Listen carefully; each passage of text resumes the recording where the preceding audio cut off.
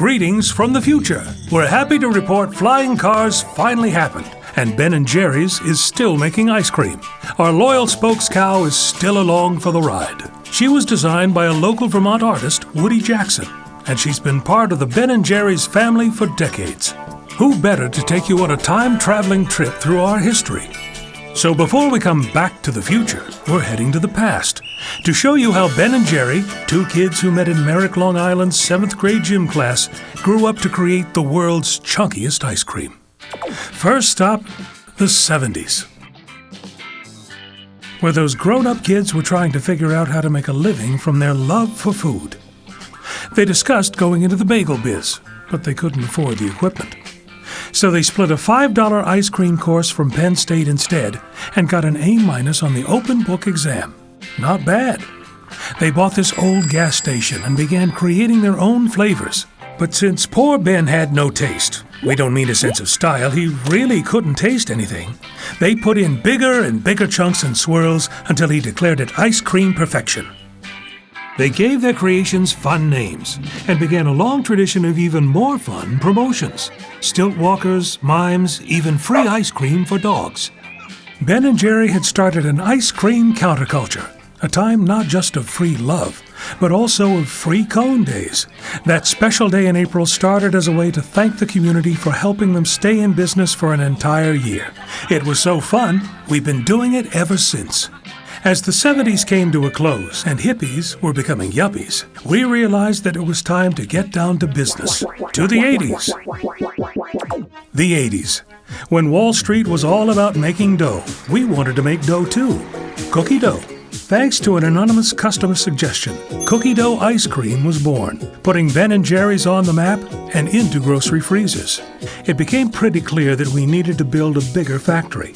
Thanks to a little-known law, we were able to sell stock exclusively to Vermonters, so that 1 in 100 families here owned a little piece of Ben and Jerry's. We also set aside 7.5% of our annual profits for the Ben and Jerry's Foundation, funding small nonprofits working on social and environmental justice. Global tensions were high in the 80s, and Ben and Jerry's was fighting its own very cold war, using ice cream to protest for more government spending on peace. But the biggest surprise of the decade? The grooviest ice cream company in Vermont being named Small Business Persons of the Year by President Ronald Reagan himself.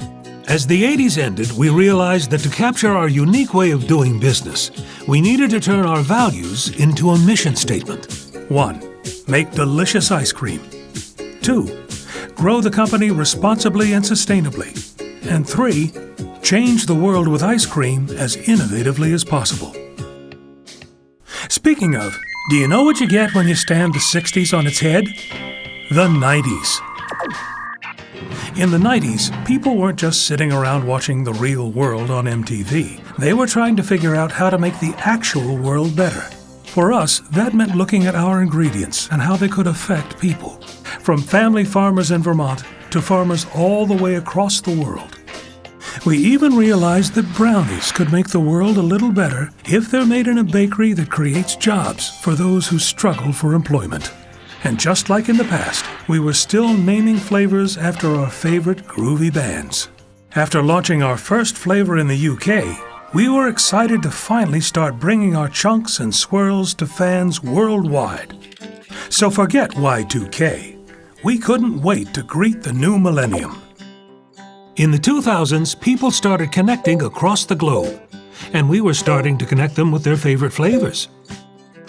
It was at this time that Unilever, now a leader in corporate social responsibility, became interested in Ben & Jerry's. Despite the founders' best efforts to keep Ben & Jerry's independent, the company was acquired by Unilever with a unique agreement allowing us to maintain our own independent board of directors. We continued to make our ice cream available in new and exciting places and to make a truly big difference on the issues we care about most. We're talking big, like a 900-pound baked Alaska to protest drilling in refuge wilderness, or an entire herd of Ben & Jerry's cows to raise awareness against animal cloning. Our Caring Dairy program helped farmers become more sustainable, and we campaigned for marriage equality with Hubby Hubby.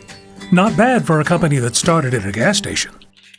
Oh, look at that. We're almost to the present. Time flies when you're having fun.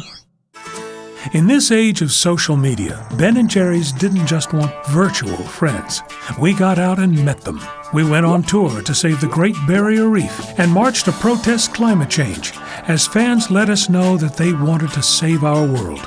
We hung out with late-night snackers on The Tonight Show. We told people to try the Tonight Dough from a state-of-the-art robot ice cream feeding machine. Robot with a spoon, yeah? Are you getting it?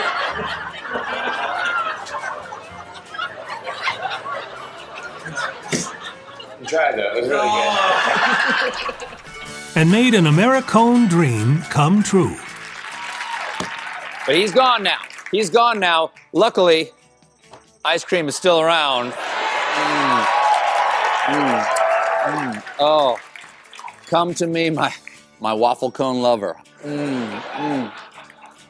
So part of that guy will always be in here, in that my aorta now has a caramel center. But most importantly, every flavor became officially Fair Trade certified and sourced only non-GMO ingredients. So that brings us back to the future. I bet you're wondering, can ice cream really change the world? We sure hope so. So far, it's helped us not only take better care of our planet, but also bring together people all over the world. Now, if you'll excuse our spokescow, she's got somewhere she needs to be. Because where we're going, we don't need roads, just ice cream.